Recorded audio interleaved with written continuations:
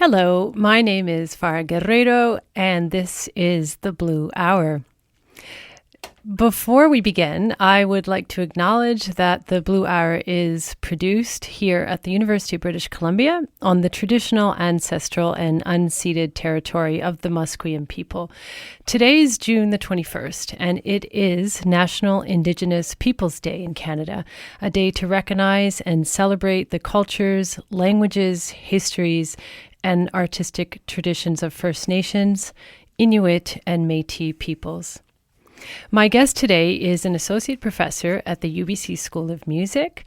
He is also a musicologist, Claudio Vellutini, whose research explores opera, cultural exchange, and political identity in Europe.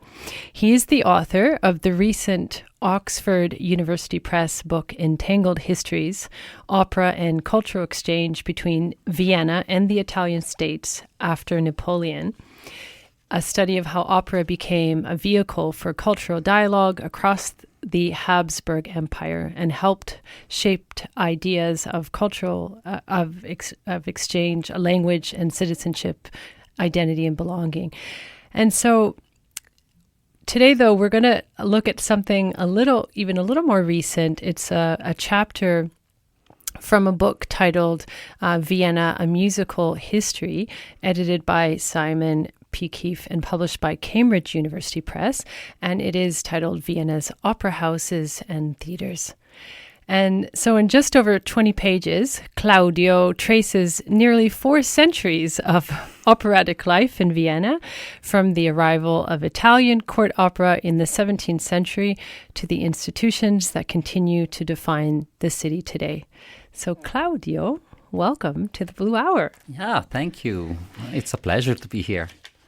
Now, we need to just, before we go off back in time to Vienna, I thought it might be worthwhile to talk about how opera is something that is even familiar to many of those of us in Vancouver. So places like the Vancouver Queen Elizabeth Theatre is a familiar place to host very well-known operas that go way back in time, like Carmen. I saw Carmen recently in Montreal, or maybe Madame Butterfly.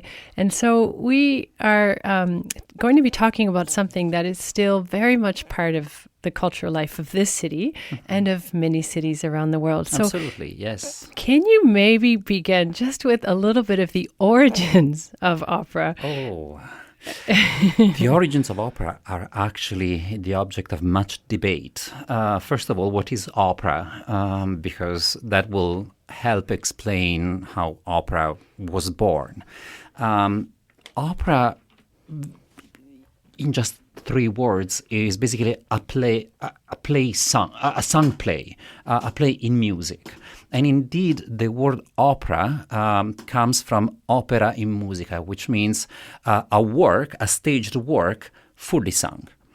Now, the idea of opera was born in Italy towards the end of the 16th century, so the 1500s, in Florence. And it was born out of sort of an intellectual experiment by a group of Florentine intellectuals that were interested in ancient Greek drama and in reviving forms of spectacles that would be comparable to ancient Greek drama. Now, ancient Greek drama, we now know it mostly as texts or as spoken plays, but in fact, they were mostly sung. And there were choruses, of course, but also the main actors would sing most of the play. So, and this was very well known to these intellectuals in late Renaissance Florence. And so they started wondering, well, how do we recreate this type of spectacle? Of course, they wanted to create a type of spectacles that would speak to their audience, which was mostly a very elite audience. We're talking about, the very upper echelons of Florentine society of the time. So they created a new form of theater that was fully sung with instrumental accompaniment, basically. And they invented also a new style, which was called stile recitativo, so a recitative style, a type of singing that where the sort of contour of the melody would be closely matching the prosody of the text that was sung. And actually, recitative would be one of the most influential inventions for opera because that style would influence the history of opera basically until today. Right. And so how does it really develop? Because what I know about this period, and it's a very exciting time, so late Renaissance, but then there's that wonderful word Baroque. Yes. That is it's all part of what really feels to me when I think of even sculptors like Bernini. Yes. I can't help but feeling that there is this upheaval that's going on that with art in general and is supported by wealthy families like the Medicis, and we'll talk about others as well. Yeah. So can you give us a little bit of bring us there with for a bit? Basically with this experiment, we're really at the cusp. So first of all, let's clarify that categories like Renaissance, Baroque, as chronological markers, are a little bit arbitrary, right? So they are normally used retrospectively. So people at the time didn't think themselves, oh, I'm in the late Renaissance, or oh, I'm a Baroque artist. That's right. So, so with this new genre, we're really at the cusp between what we consider late Renaissance and what we consider early Baroque. So the first operas actually for which we have the music were performed in, it's very easy to remember the date because it was 1600, so 00. It's very easy, which is also very easy to mark the anniversaries, right? We just celebrated that 425th anniversary of the birth of opera, or at least of the first opera for which we have the music. The first opera proper is a couple of years earlier, but we only have the text. We don't really know how it sounded because the music hasn't come down to us.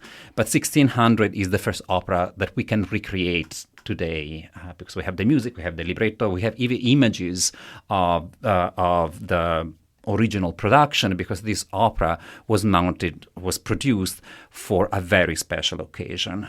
It was produced for a very fancy wedding between a Medici woman, Maria of Medici, and no less than the King of France, Henry IV, who actually, if some of our audience member know French history, became king after a very tormented period. So it was a big deal. This wedding was a very big deal. Also because the King of France became king after a long war. Yeah. He had many debts, and the Medici were very rich, but needed to be recognized as an important aristocratic family, which they were not. So for them, it was a big deal to be married to a French king. So it was this wedding was a major event in the geopolitical landscape of Europe of the time, and the Medici, spared no money to make a point that we are getting married with the king of France. So you'd better respect us now, you aristocrats, European aristocrats that always poo-pooed us because we are only bankers and we are not. So it was a big deal. Now, excuse me. This is really the moment where also some of the so opera was very new. It was a very experimental art form, and as such, it also very easily incorporated some of the most experimental musical styles of the time, including those musical styles that we now associate with Baroque opera, the basso continuo, for instance, and all that jazz. So opera became very soon associated with retrospectively, once again, by music historians in the 19th and 20th century, became very soon associated with the beginning of the Baroque era, because it immediately absorbed some of these more cutting-edge musical styles, which doesn't mean necessarily that all operas work like that. There are still many remnants of previous styles, like the madrigal styles, in some of these very early operas, which were very much one-hit wonders. These were spectacles that were put on for very special occasions that cost a lot of money, and that were normally not revived. So these were really shows that, again, big dynasties, rich dynasties would put on to celebrate, to mark specific moments in their life, and they had to be unique. So the beginning of opera is a little bit different than the sort of repertoire opera that we know today. That started a little bit later, still in the 1600s, about less than 40 years later. The first public theater opened in Venice in 1637, and for some music historians, that's the beginning of the history of opera as we know it today. So basically, a type of show that very much responds to the law of the market. So it needs to be attractive for an audience, it needs to be profitable, it needs to respond to a certain industry, basically. So those first 40 years of the history of opera is what makes opera this transitional genre between the sort of late Renaissance type of conception of art and the Baroque. The Baroque. Now, what's very interesting to me is, and this is when we're still not in Vienna yet, but we're going to get there pretty soon, because from Florence we get to Mantua, and Mantua is, further off, but still 700 kilometers or so from Vienna, more or less. And this has got a different ruling family, but also very wealthy, and also patrons of the arts, if I'm not mistaken. And so that's not that much later. And then we're getting to Vienna pretty close after that. But it is Italians that, and two women that I mentioned, the two Eleonoras, the older one and the younger one, not mother and daughter, but they do marry into these very very important families, which maybe you can tell us about. Yes. So let's go there. So first of all, yes, Mantua.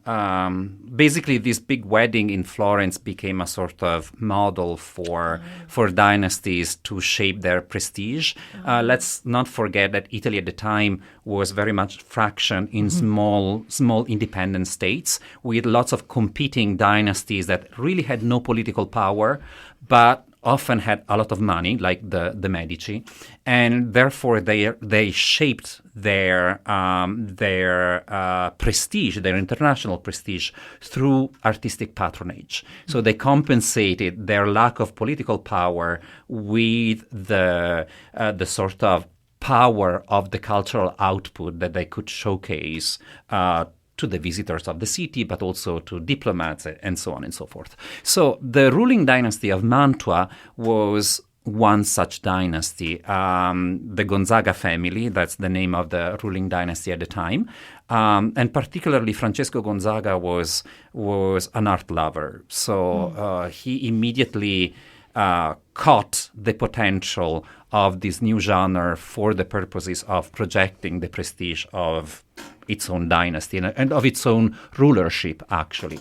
So he sponsored some of the first opera productions in Mantua, including probably the first masterwork of the history of opera, Monteverdi's Orfeo, which we are going to listen to the Chan Center actually at the end of July. So really? There's going to be two performances of Monteverdi's Orfeo. So the first wonderful. big hit of the history of opera, 1607. So very, only a couple of years after these. I hope there's still tickets available. There are still a few tickets. Yeah. They actually put a second production because it's very much a second performance because it's very much in demand. Wow. So those of you who are interested, come, because it's going to be a very interesting And this is show. at the UBC Chan Center, Yeah. an absolute beautiful venue with unbelievable acoustics. So Yes. if you're listening, And it's going to be a fully staged production, Yes. so it's going to be very, very beautiful, and it is truly a masterpiece. wow. So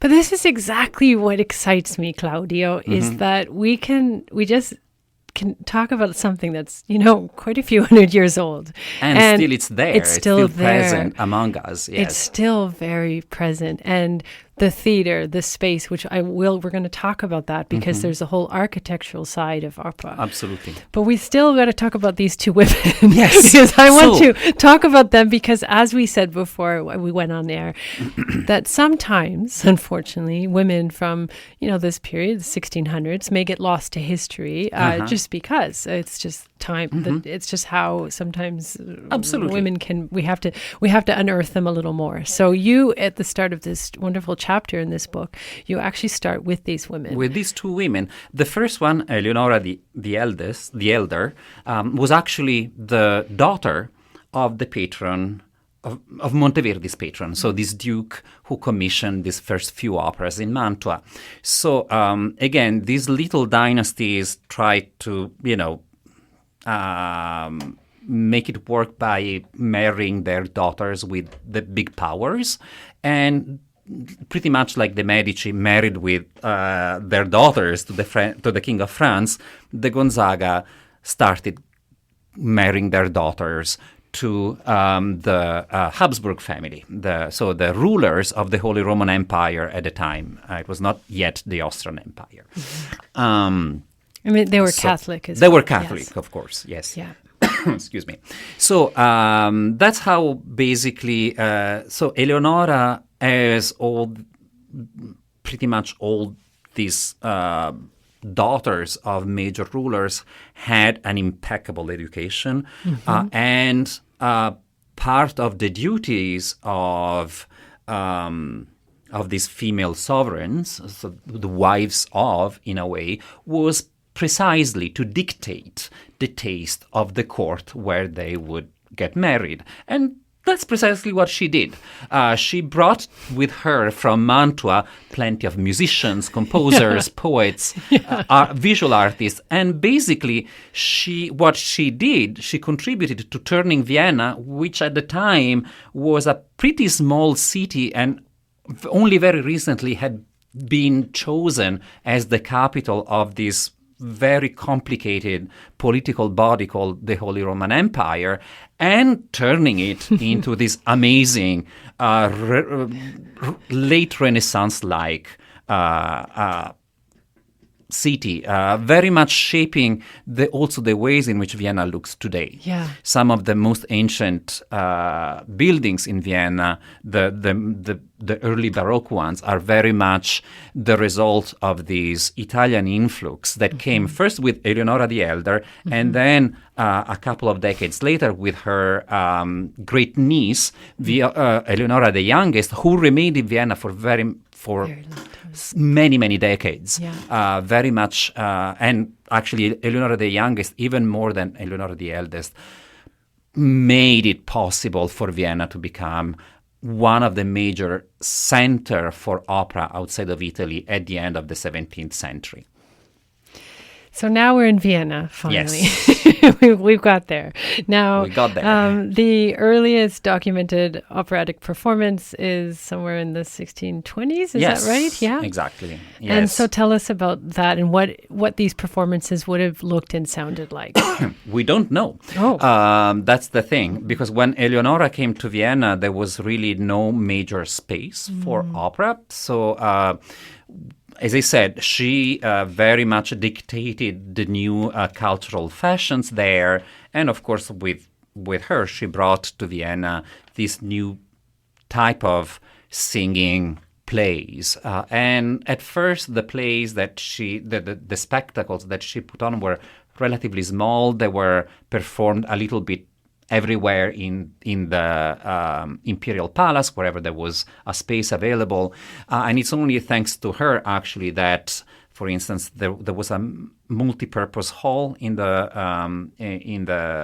imperial palace, and she really insisted, because that would be turned into a proper venue into a proper theater, basically, a venue where both spoken plays and plays, sung plays, basically, operas could be performed. She also contributed to building one of the summer residencies of the emperor, a villa that unfortunately no longer exists. It was called La Favorita, Di Favorita.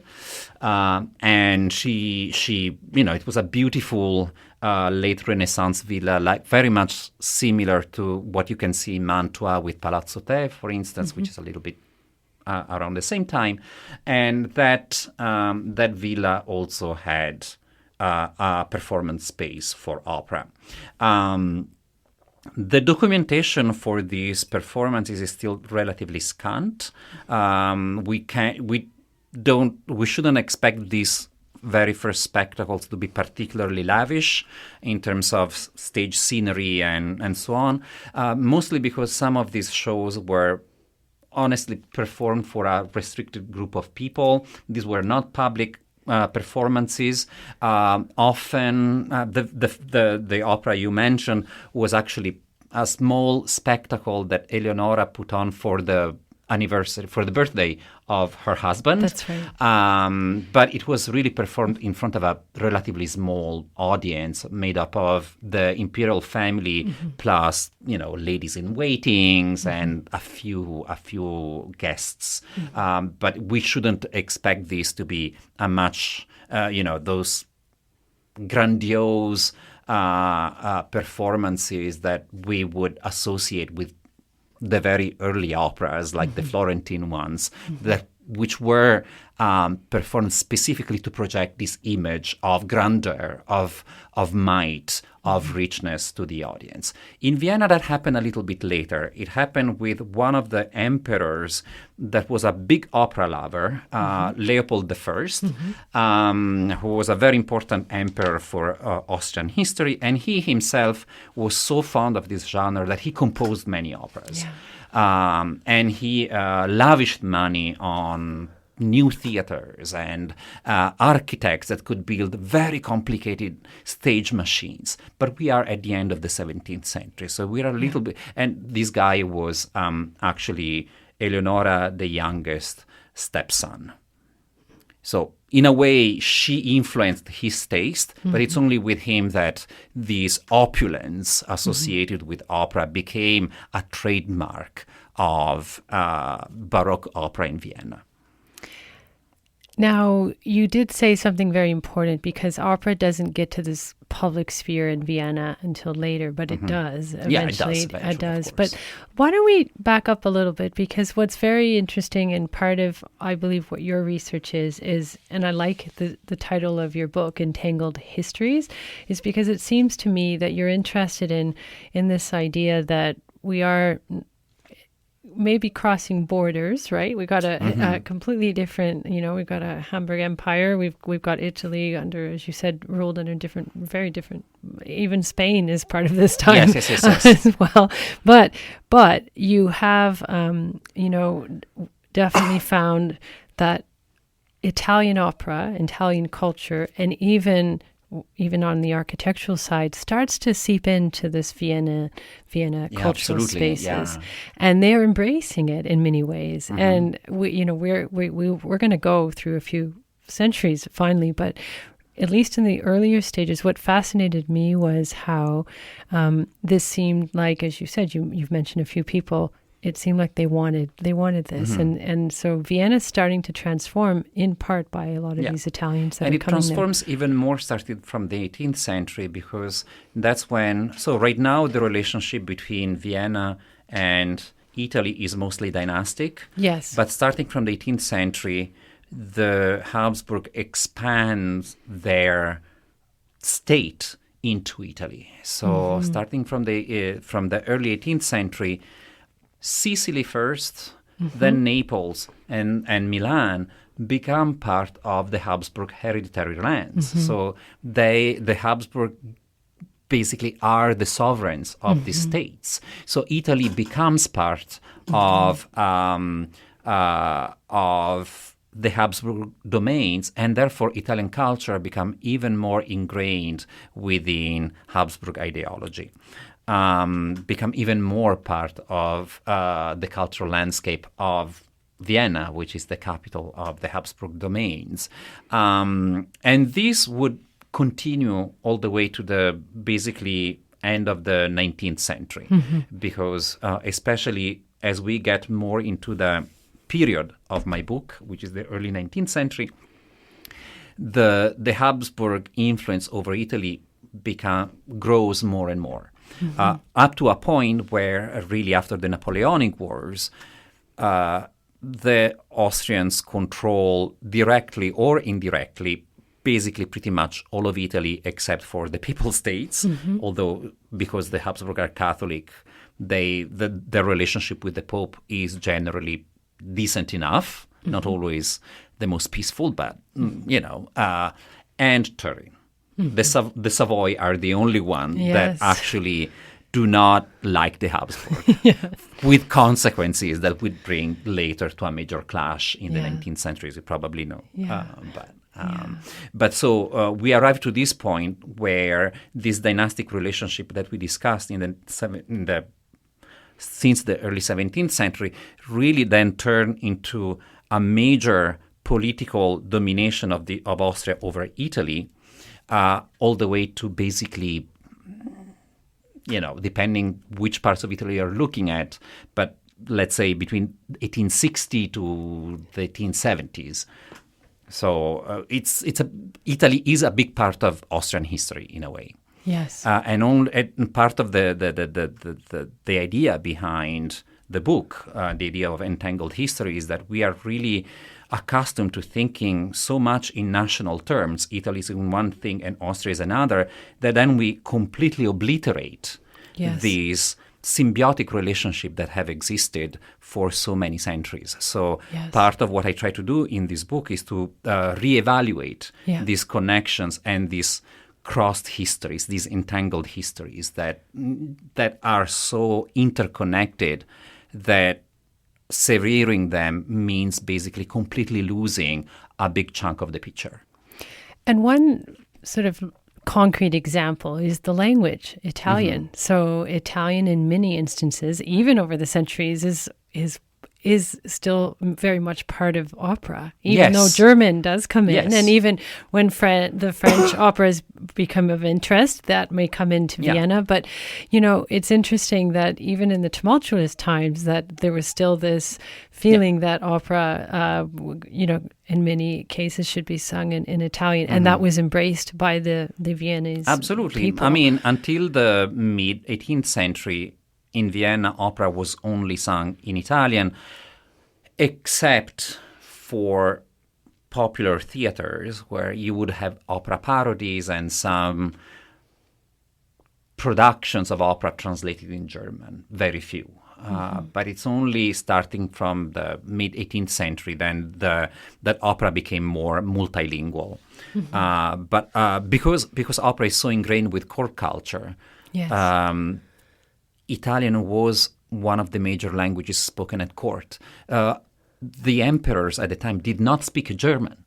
German was for the people, for the commoners. Wow. The emperors spoke either Italian, spoke French actually French mostly because it was the lingua franca of the time. But Italian was spoken a lot in Vienna. I mean, Leopold I was actually one of the duties of an emperor was to be able to speak the several languages of its domains. So an emperor like Leopold I would speak French, German, Italian, Hungarian, Bohemian. They were really trained to have this flexibility in multiple languages. And Italian was a big part of it. Like there was a big Italian community in Vienna, and we forget about it. But it was big. For me, it was actually quite interesting as a student to go to Vienna and realize that, oh boy, there are still a lot of people who speak Italian here. Wow. even today. Even people who are first German native speaker, Yeah. they do learn Italian. Interesting. Wow. Because it's still part of the that sort of cultural. local culture. Yeah. So That's yeah. beautiful. Now, when opera becomes in this public, when is this moment when opera becomes now More public? in the public? And where the interest is to create venues for the public to enjoy. What we still enjoy today. Right. So we have to agree a little bit what we mean for public, because the operas performed for the Florentine wedding in 1600, in a way, even if these were not events that were open for the general audience, they were meant to be public in the sense that they were meant to be known outside of the elite circles of the court. That's why, for instance, the score was printed and circulated. There was an urge for this show, for this production to be memorialized. Wow. So in a way, it was public, not in the way that we think of it today. Okay. In a more, as I said, in a more contemporary way, opera became public in Venice, which was a republic. Not by chance, right? It was not a monarchy. It became public in Venice in 1637. That's the date when the first public opera house opened, which meant that from that time on, in Venice, whoever had the money to pay for a ticket could go and enjoy an opera, which was not the case, of course, for these previous court operas. Unless you were invited, you could not see it. So for many decades, these two systems coexisted, right? It was only starting from at least in Austria, in Vienna in particular, going back to Vienna, it was only in the 18th century that the court opened its own opera house to the public. And they did so. There was another theater that was run by the city that offered operas in translation, as I mentioned, and that was a private theater. So it was run for profit, and therefore whoever wanted to go and watch a show, as long as they had the money to buy a ticket, they could go. But the court did not open their opera house for a general audience, for a paying audience, until the 1740s.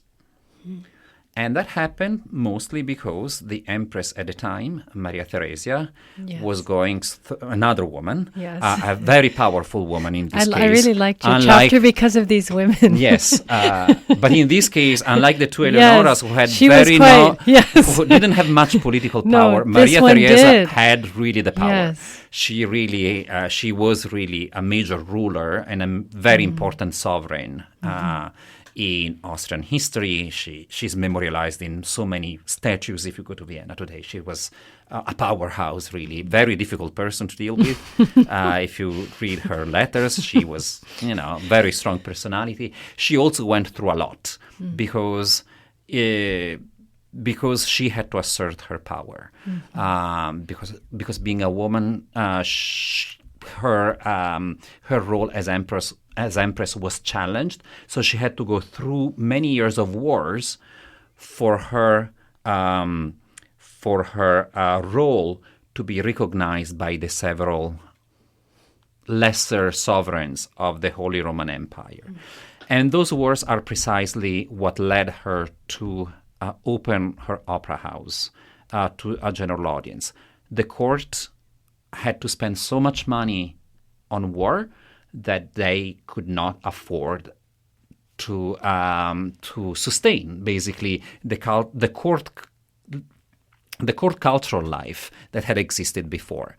So the only ways for her to keep producing operas, which was a marker of the prestige of the dynasty, was to make money out of it. So she had to find an impresario, a manager, a businessman who would run the opera house on behalf of the court and would make a profit out of it. So they had to open the opera house to a general audience, a paying public. Yes. So they had to make a business out of it. And so now when you say general audience, would these people have spoken Italian, or would we now start to get the subtitles that we are used to today when we go to an opera? Now, yes, great. That's a really great question. So 2 things. First of all, who could afford the tickets? It depends which opera house you're going to. The private opera house in Vienna was probably much cheaper. Also because they were putting on shows by touring companies, not with the sort of main international superstars that would cost a lot of money, but would be those that would enhance the prestige of the court. At the court opera house, you would have those singers. They cost a lot of money. So the tickets would cost a lot of money. Not everybody could go to see those kind of shows. Normally, court operas were open to everyone, nominally, but then if we look at who could go there, it would be very wealthy, very well-educated people who would likely know Italian at the time. Mostly aristocrats, diplomats, visiting wealthy merchants or bankers or wealthy sovereigns, visiting sovereigns, sorry. So we're talking about a very elite audience, by and large. I think it's now time to give a little bit of a visual of some of these spaces, because for those of us who have been lucky to go to places like La Scala in Milan, Teatro Colón in Buenos Aires, or, By the way, La Scala in Milan, an opera house that was built by Maria Teresa. Oh, of course. 1778. She died in 1780. Of course it was. Yes. I mean, it's incredibly gorgeous. Now, there is something, and I felt this reading your work, that you have opera, that it's very powerful. It's the voice. It's not, it's the human voice. It's as human and that you can get, really. And we still have this tradition today where you're not projecting, that you're just allowing the voice to be what it is. And I have a fond memory of working at the School of Music here at UBC for a summer, and I remember the opera singers would be even in the washrooms. You would hear their voices, and it would just training their voices. Oh, it was it would just float down the corridors, like it would hit you, even if I was in an office space. So, but then you also have this very rich architecture that is part of that, which you mentioned many Italian names, many people that were bringing this institution together. So it seems to me like a whole ecosystem of it's more than the music, it's more than the writers of opera. Absolutely, it's a total artwork, because for these shows to be put on at the level that they were supposed to be performed at the time, especially, they required an ad hoc space. So architecture also comes in as a part of the equation. So it's not just the music, it's not just the text, it's not just the scenery, the visual, but it's also the architectural space. So architecture is really part of it, and it would continue to be part of it even today. If you go to Valencia, for instance, and you see the beautiful opera house in on the seashore, it's stunning. It remains stunning. It's a marvelous piece of contemporary architecture. So and this has been the case since that hasn't changed since in a way. The heyday, and I still feel that exists. What has changed is the interior. But still, it is remarkable that the two seem to be so, like, whether you're lucky to have a seat, that would be where maybe some of the very wealthy could have their own little box, right? That you can imagine, or you're someone that's even, far behind. You're still part of that whole visual and almost, it's just an extraordinary experience beyond the sound and beyond the story. Yeah, and we go back to actually the question you asked me at the beginning, what is opera? Because, of course, as I mentioned earlier, yes, opera is a play that is thoroughly sung, but today we also have other types of plays that are thoroughly sung that are not operas. Musicals. For instance, musicals, Yes. which in a way are themselves a kind of reimagining of opera in the 20th century. But there is a major difference, that opera is not mic'd. That's and exactly musicals it. are mic'd. So There's no projection beyond exactly the the voice. architecture of an opera house today still remains remains all of a piece with the fact that the human voice in the space needs to be projected without technological tools that would help it to be heard by far back. So even today, contemporary opera houses are conceived in a way that would allow the person who sits far in the back of the opera house to be able to hear the person that is screaming their lungs out 250 meters away from them. Yeah. So this has remained crucial for the architecture of an opera house. So the acoustics, basically.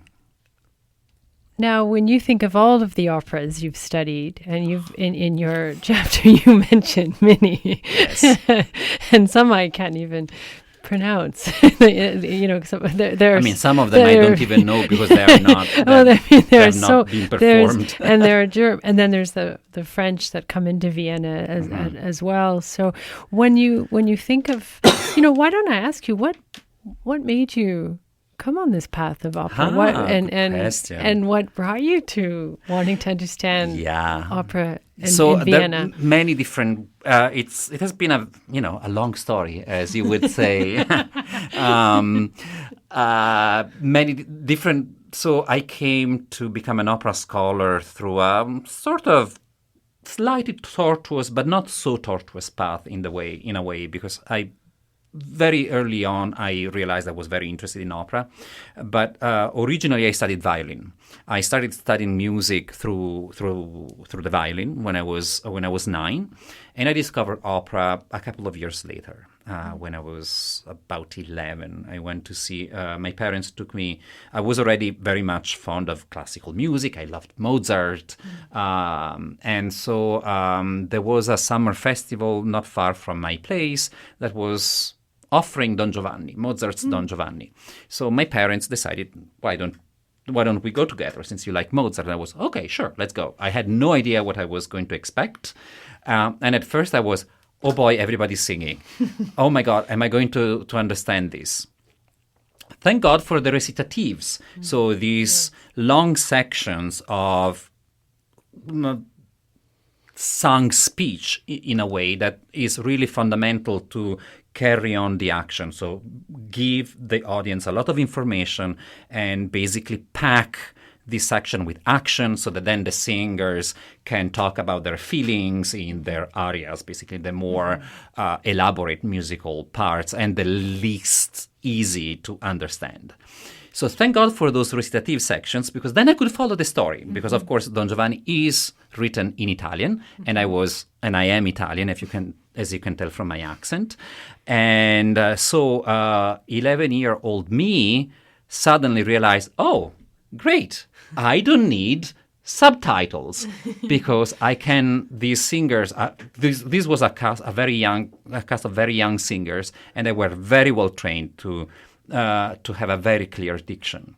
It was a very It was a sort of young artist program, and they were really cutting edge on bringing back the sort of more historically informed way of singing, including the clarity of diction. And so Don Giovanni, for those of you who don't know it, it's one of the masterpieces of opera history. It has a character that is pretty funny, Don Juan's servant, Leporello, and this guy keeps cracking jokes throughout the opera, poking fun at whatever is happening. And I loved it because I could understand it. And so I started laughing at all these jokes. And I remember, I was 11 years old, and I was probably by far the youngest person in the audience.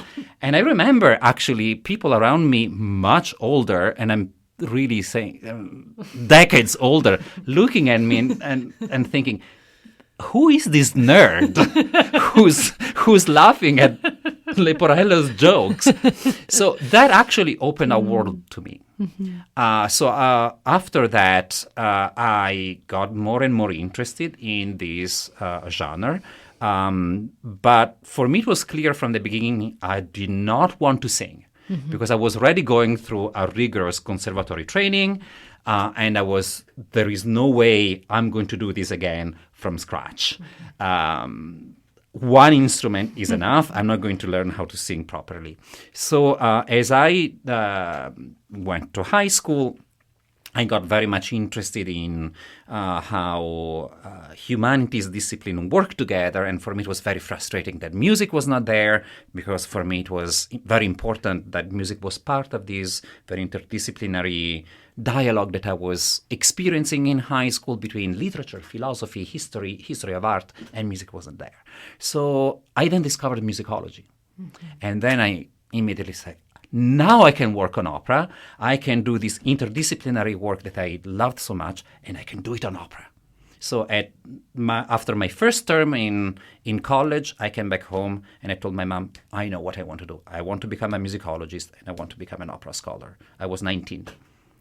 Wow! But it's a little bit tortuous. Look at you now. I mean, you're only 25 now, but yes. you achieved I wish. I wish. Now, can you define musicologist? Because I feel it's music historian. I mean, there's many. So musicologist here at UBC, I would say that musicologist is kind of a synonym for music historian. In the larger academic world, it's not quite like that. Music history is part of musicology, but does not really define musicology at large. Musicology is basically an approach to music that tries to understand music in verbal ways. So a musicologist is someone who uses words to explain music. So it's the discipline that studies the discourse on music, the words that we use, that conceptualize music through words rather than through sounds. And do you need to be a trained musician to be a musicologist? That's a good question. It doesn't hurt to be a trained musician. It is not strictly necessary. I have some colleagues, not here at UBC, but elsewhere, who came to musicology through other routes, not necessarily through performance. Of course, being able to read music is kind of necessary. Yeah. And now, what kind of courses do you teach here at UBC? I teach mostly music history courses, history of opera, of course. I am the 19th century specialist in the musicology department. So I teach the core portion. I teach the portion of the core course on music history that deals with 19th century in particular. And then I teach courses on the history of opera, and then seminars that more or less relate to my research interests. So music in Vienna, the history of the symphony, because I like that. So why not? My past as a violinist comes in handy with that course, and I have a lot of fun teaching that course for our performance students. I also, with this book in particular, with Entangled Histories, I started getting interested also in the questions of how opera, but music more in general, circulates in the 19th century. So during the pandemic, I taught once a course called Western Art Music in the 19th Century Global World, and I want to revamp that a little bit in the future. And that's a really that was a really intense but also incredibly fun course for me to teach, because it opened so many problems that actually today, June 21st, become relevant, because of course in the 19th century, Western art music, pretty much like anything Western, developed through, in part, colonialism. And so in a way, we also have to deal with sort of the dark side of what it means for Western art culture to disseminate globally at a time, of course, when that dissemination came with the price, with oppression. Yeah. Now, we still didn't. Did you answer why Vienna? Oh, why Vienna? I did not answer why Vienna. You're right. So when I was in college, I wanted to work on specific opera composers, one in particular to whom I dedicate a chapter in the book, who is still a major figure in the book, but at the time I really wanted to focus on him and not on Vienna, Gaetano Donizetti, a pretty important opera composer of the early 19th century. Some of his operas are still among, the most widely performed works, like Lucia di Lammermoor, Don Pasquale, The Elixir of Love, and so on and so forth.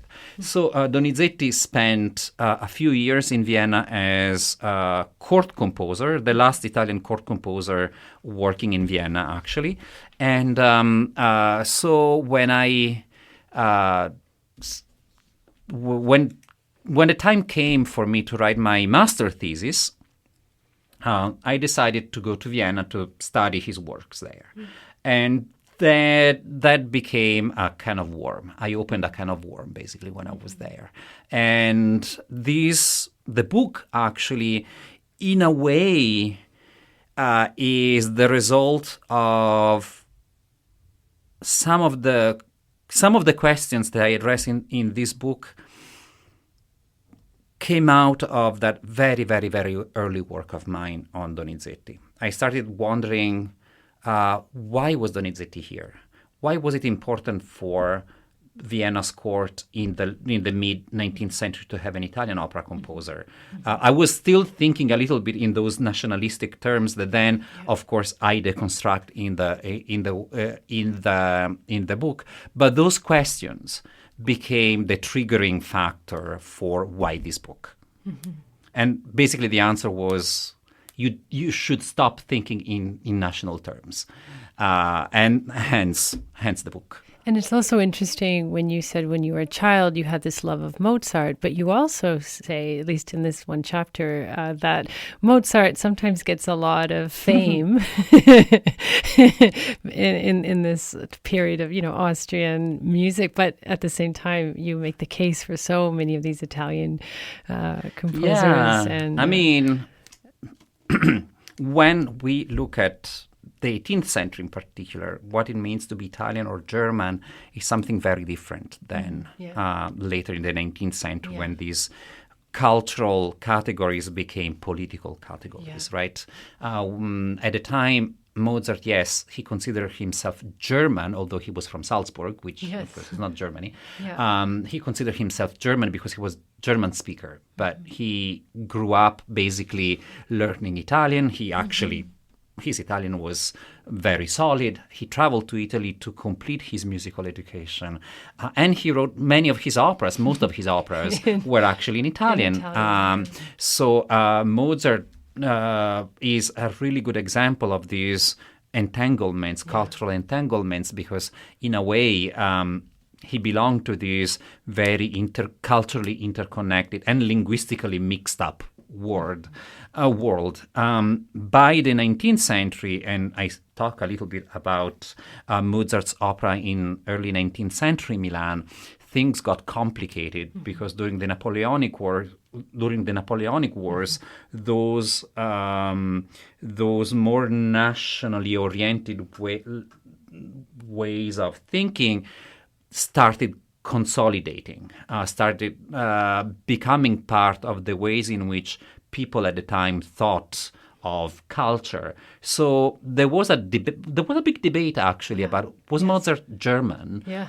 And the Milanese were, well, no, but his operas, they're in Italian, so they belong to us. But Milan was part of the Austrian Empire, so who is us and who is them? You know. So this is why really getting away a little bit of that very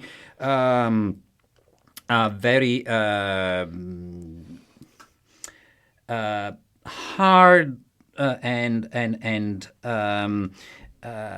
binary way of thinking is important in these cases, because especially for culture and cultural products that circulate, they don't work. They really prevent us from seeing the larger picture. You know, this has been such a wonderful conversation, and we are almost out of time. I can't believe it. It just flew by. Can I give you the last word? Did we? Absolutely. I mean, there was so much to talk about, and but I think you covered a lot. Is there something else you want to share? Just. I would just again invite whoever is listening to us to go and enjoy some operas, because some of them are especially if you've never been to an opera. It's quite special. I would really recommend. It's an overwhelming experience. You get immersed in in sounds and visuals, and you're just enveloped by sounds and voices and instruments, and you get to see shows and acting that is very different from what we are normally accustomed to, even by going to a normal play. Yes. Because of course the timing of the music works a little bit differently than the timing of speech, and so the acting needs to be adapted accordingly, and it's quite a unique experience. It really makes you look at the world in a different way. And and especially the most opera, of course, one of the most amazing things about operas, also the most musically satisfying, are arias often. So moments in which characters open themselves, their interiority to the audience.